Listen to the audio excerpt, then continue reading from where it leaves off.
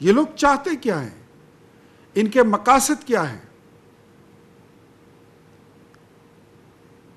کوئی غیرت نام کی کوئی چیز تو ان میں ہے نہیں کہ ہم کہیں کہ یہ کوئی بہادر لوگ ہیں۔ انڈیا پاکستان پر حملہ کرے تو یہ لوگ کہتے ہیں کہ ہمارے پاس تو ہم کیا کریں، ہم حملہ کر دیں، ہمارے پاس تو ٹینکوں میں ڈالنے کے لیے تیل نہیں ہے۔ ان کی حکومت ہو تو ان کی حکومت میں نیب کو سیاسی مخالفین کے خلاف استعمال کیا جاتا ہے۔ ان کی حکومت ہو تو کرپشن جو ہے وہ بھی ایک پیکج ہوتا ہے۔ ان کی حکومت خدا نخواستہ اگر ہو تو یہ پھر وزیر اعظم ہاؤس کا جو سیکنڈ فلور ہے یہ اس کو ڈانس فلور بنا دیں گے، جہاں پر طوائفیں آتی تھی، ناچ گانے کی محفلیں سجتی تھی، جہاں پر شراب اور رقص کی محفلیں ہوا کرتی تھی، جادو اور ٹونے کے الگ سے ایک کارنرز بنے ہوتے تھے۔ یہ وہ لوگ ہیں جو پاپولسٹ نعرہ لگا کر، جو اس ملک کے متاثرہ طبقے کی ان کی طبیعت، ان کے مزاج، ان کے حالات پر تھرائیو کر کے یہ لوگ لوگوں کو اپنی طرف اٹریکٹ کرتے ہیں۔ Once a gentleman said, very beautifully said, کہ آپ کچھ وقت کے لیے کچھ لوگوں کو بیوقوف بنا سکتے ہیں، لیکن آپ ساری عمر کے لیے تمام قوم کو بیوقوف نہیں بنا سکتے۔ پاکستانی قوم کو اس بارے میں سوچنا ہوگا۔ آج 16 اگست ہے، آزادی کا مہینہ ہے۔ آج ہم سب کو یہ بات، اس پہ ہمیں سوچنا ہوگا کہ یہ لوگ ہیں کون، ان کا ایجنڈا کیا ہے، جو ایک نئے پاکستان، مضبوط اور بہتر اور خوشحال پاکستان کی بات تو کرتے ہیں، لیکن پاکستان کی موٹر ویز کو یہ IMF کے پاس گروی رکھوا کر آتے ہیں۔ یہ بات تو ایک خوشحال پاکستان کی کرتے تھے، لیکن یہ گوادر پورٹ تو کیا کہ اسٹیٹ بینک آف پاکستان کو بیچ کر آ گئے ہیں۔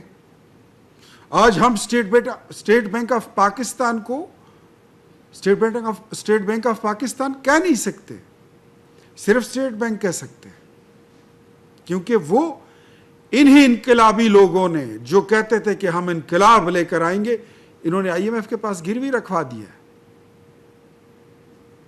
خدا نخواستہ یہ فوج کے خلاف، ریاست کے خلاف، حکومت کے خلاف، تمام پولیٹیکل پارٹیز کے خلاف اس طرح بیانیاں گڑتے رہیں، اور خدا نخواستہ کبھی یہ حکومت میں آئے تو کیا ہوگا؟ ہوگا کیا؟ آپ کے پاس ایٹمی قوت بچ گئی ہے، یہ آپ کا ایٹمی قوت بھی بیچ دیں گے۔ سڑکیں، موٹر ویز یہ گروی رکھوا چکے ہیں، ایئرپورٹس گروی رکھوا چکے ہیں، اسٹیٹ بینک یہ بیچ چکے ہیں۔ قومی غیرت کا ان کا حال یہ ہے کہ انڈیا نے کشمیر کا اس کی جو آئینی دستوری حیثیت تھی اس کو تبدیل کیا، تو بجائے اس کے کہ احتجاج کرتے، بجائے اس کے کہ جنگ لڑتے اور اپنا سیاسی کردار ادا کرتے، سلامتی کونسل میں جاتے، اس پہ بات کرتے، اپنی ڈپلومیسی کرتے، جیسے فیلڈ مارشل اور وزیر اعظم شہباز شریف نے گزشتہ سال جب انڈیا نے حملہ کیا اور اس طرح سفارتکاری کی، اور آج دنیا میں پاکستان جتنا بہترین کوئی سفارتکار ملک اب ہے ہی نہیں، کوئی قوت ہے ہی نہیں۔ بہت بڑے بڑے ناموں اور بڑے بڑے سپر پاور سے پاکستان کی جو سفارتکاری ہے اس کا گراف بہت اوپر ہے، بہت، کوئی مقابلہ دور دور تک نہیں ہے۔ یہ لوگ کیا کہتے تھے؟ کشمیر، مقبوضہ کشمیر کی جب نریندر مودی نے آئینی دستوری حیثیت تبدیل کر دی تو یہ لوگ کہتے تھے کہ ہر جمعے کو اکٹھے ہو جائے، 1 منٹ کی خاموشی،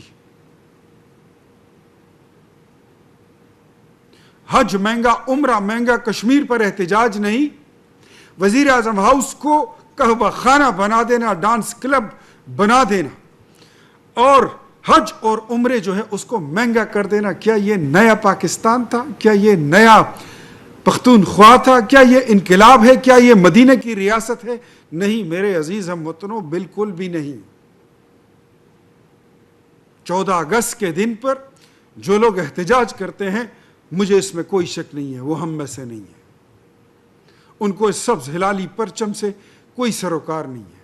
اس کو پاکستان کی سلامتی سے، اس کی امن سے، اس کی خوشحالی سے اور آپ کی تکلیفات سے کوئی سروکار نہیں ہے. یہ وہ لوگ ہیں جو اپنی ایک بوٹی کے لیے بیٹھے ہوئے ہیں، اپنے ذاتی مفاد کے لیے. کوئی منشیات سمگل کر رہا ہے، کوئی اس کا مافیا ہے، کوئی جنگلات کاٹ رہا ہے، کوئی اسپتال بیچ رہا ہے، تعلیمی ادارے، یونیورسٹیاں 18 بند ہو چکی ہیں. کرپشن ان کے لیے ایک عام سی بات ہے، پیسے بنانا ایک معمولی سی بات ہے، کرپٹ ہونا مالی طور پر، اخلاقی طور پر یہ معمولی باتیں ہیں. ایسے لوگ کیا ہمیں بیوقوف بنا سکتے ہیں؟ کیا یہ میرے ہم وطنوں کو، کیا میرے عظیم پاکستانیوں کو بیوقوف بنا سکتے ہیں؟ نو وے، کبھی بھی نہیں بنا سکتے. یہ جتنا کھیل سکتے تھے یہ کھیل چکے، مزید ان کو کھیلنے نہیں دیں گے. میں سمجھتا ہوں کہ آج پاکستان کی تمام پولیٹیکل پارٹیز جو یہ ان کا وتیرہ بن چکا ہے کہ جی ایچ کیو پر حملہ کریں گے، کہتے ہیں اس کے ساتھ، ان لوگوں کے ساتھ ہمارا تعلق نہیں ہے. یہ لوگ کل پچھلے ہفتے ایک بندے نے مال روڈ پر سیکیورٹی فورسز کی گاڑی پر حملہ کر دیا، کہتے ہیں یہ ہمارا کارکن نہیں ہے. کتنے ثبوت چاہیے آپ کو؟ پوری سوشل میڈیا اس سے بھری پڑی ہے. آج یہ بولیں گے کہ جس بندے نے یہ بیان دیا علامہ اقبال کے خلاف، میں سمجھتا ہوں آج علامہ اقبال کی روح تڑپ رہی ہوگی، اس کو تکلیف بھی ہوگی، ان کو بھی تکلیف ہوگی اور قائد اعظم کی روح کو بھی تکلیف ہوگی. جو لوگ میرے قائد کو، جو لوگ میرے اقبال کو، ان کی روح کو تڑپاتے ہیں، وہ لوگ کسی رعایت، کسی محبت اور کسی بھی لینینسی کے وہ مستحق نہیں ہے. ریاست کو ان کے خلاف ایکشن لینا ہوگا. یہ پولیٹیکل پارٹی نہیں ہے بلکہ سیاسی جماعت کا لبادہ اوڑھ کر یہ پاکستان میں ڈی سٹیبلائزیشن چاہتے ہیں. یہ پاکستان کو ہر طرح سے، ہر نظام، ہر سو یہ باندھنا چاہتے ہیں. آئی ایم ایف کو خط یہ لکھتے ہیں، ڈیفالٹ کی طرف یہ جاتے ہیں. آپ کے ملک میں پیٹرول مہنگا ہوتا ہے، یہ لوگ خوش ہوتے ہیں. پیٹرول سستا ہوتا ہے، یہ لوگ، ان کو موت آتی ہے. انڈیا حملہ کرتا ہے، یہ لوگ آپ کے ساتھ کھڑے نہیں ہوتے ہیں. آپ انڈیا کو شکست دیتے ہیں، ان کو مرگی کے دورے پڑتے ہیں. یہ پاکستانی ہے. سوال آپ کے پاس چھوڑ کے جا رہا ہوں، پاکستانی قوم خود فیصلہ کرے کہ کیا تحریک انصاف، عمران خان، اس کی جماعت، ان کی جتنی یہ سرگرمیاں میں نے آپ کے سامنے رکھی ہے، کیا یہ پاکستان کی دو قومی نظریے کے ساتھ، اس کی بنیادی اساس کے ساتھ مماثلت رکھتی ہے؟ کیا یہ لوگ اور پاکستان ایک ساتھ چلنے کے لائق ہیں؟ کیا ان کو پولیٹیکل پارٹی کہا جا سکتا ہے؟ کیا یہ لوگ محب وطن ہیں؟ کیا یہ لوگ سیاسی جماعت ہیں؟ کیا یہ لوگ جمہوریت کے لیے لڑ رہے ہیں؟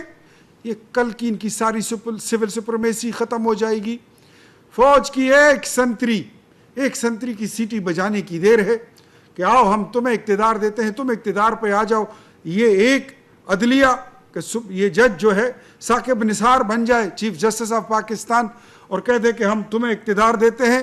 ایک سیٹی بجانی، ایک آگ کی جنبش کا انتظار ہے، اور یہ سارے کے سارے سول سپریمیسی چھوڑ کر اقتدار کے رسیے یہ پھر اس ملک کو اس ڈگر پہ ڈال دیں گے. جو بچ گیا ہے اس کو بھی بیچ دیں گے. جو عزت بچ گئی ہے یا ہم نے بنا لی ہے، اس وطن کو ہم نے، اس ملک کو ہم نے بچا لیا ہے ڈیفالٹ سے، دیوالیہ ہونے سے. اس ملک کو یہ تو 3 ٹکڑے خاکم بدہن، یہ اس کی تقسیم کی باتیں کرتے تھے کہ یہ ملک اب 3 ٹکڑے ہوگا. نہیں ہوا، کبھی ہوگا بھی نہیں انشاءاللہ. یہ ارمان ان کے دل میں رہیں گے. سو میری آخری ریکویسٹ پاکستان کی تمام پولیٹیکل پارٹیز سے ہے، تمام سیاسی جماعتوں سے جن کو یہ اپنی احتجاج میں شامل کرنے کی دعوت دیتے ہیں، چاہے وہ مولانا فضل الرحمان صاحب ہیں، عوامی نیشنل پارٹی ہے، پاکستان پیپلز پارٹی ہے، جماعت اسلامی ہے، محمود خان اچکزئی صاحب ہیں، دیگر جماعتیں ہیں. میں سب کو کہتا ہوں کہ ان کے کرتوتوں پہ ذرا ایک نظر ڈالیں. یہ تو ہاتھ ملانے کے قابل لوگ نہیں ہیں. ان کے ساتھ تو ایک دسترخوان پہ کھانا کھانا بھی میں کہتا ہوں مناسب نہیں ہے. ان کے ساتھ آپ پاکستان کے لیے اکٹھے ہوں گے, جمہوریت کے لیے اکٹھا ہوں گے, سول سپریمیسی اور پارلیمنٹ کی بالادستی کے دوغلے نعروں پر اکٹھا ہوں گے. اتنے دقیانوس لوگ میں نے دنیا میں کہیں نہیں دیکھے. جوزف گوئبل کی روح ان میں گھس چکی ہے. یہ دنیا کا ایک ایک جھوٹا پاکستان تحریک انصاف میں بیٹھا ہوا ہے. میں حیران ہوں بیرسٹر گوہر جیسے لوگ, علی ظفر جیسے لوگ, عمیر نیازی جیسے لوگ, اور بہت سارے, علی محمد خان جیسے لوگ, اسد کیسر جیسے لوگ, جن کو میں پرسنلی جانتا ہوں کہ یہ محب وطن لوگ ہیں, یہ اس جماعت میں بیٹھے کیسے ہیں؟ یہاں پر ان پہ رات سے صبح کیسی ہوتی ہے, صبح سے شام کیسی ہوتی ہے, مجھے ان باتوں کی سمجھ نہیں آتی ہے. یہ سوال میں انہی کے پاس چھوڑ کر جاتا ہوں. لیکن ایک بات بتاؤں کہ پاکستان ہمیشہ قائم رہنے کے لیے بنا ہے, تا قیامت ہمیشہ یہ سلامت رہے گا اور تابندہ رہے گا, زندہ باد رہے گا. پاکستان زندہ باد اور ہمیشہ زندہ باد.